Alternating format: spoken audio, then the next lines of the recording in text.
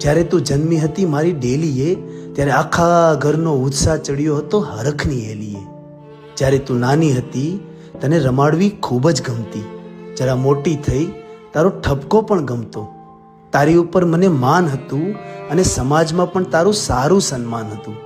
અને તે કહ્યું હતું, બેટા કે દીકરી નથી, હું તમારો દીકરો છું, મને પણ થોડી છૂટ આપો, મારે પણ મારા સપના પૂરા કરવા છે.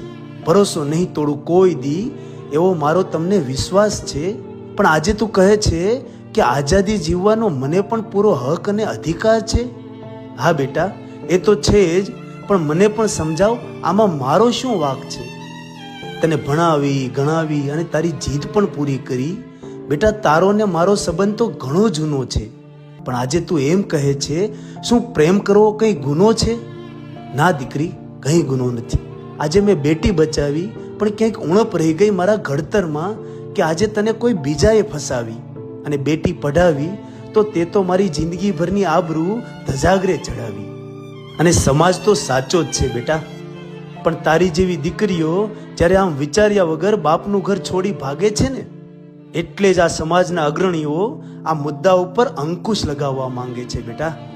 બેટા, તું હજી પણ પાછી આવ, મને કોઈ નથી તારી કંઈ રાવ, અને તારા વગર ગમતું નથી સાવ.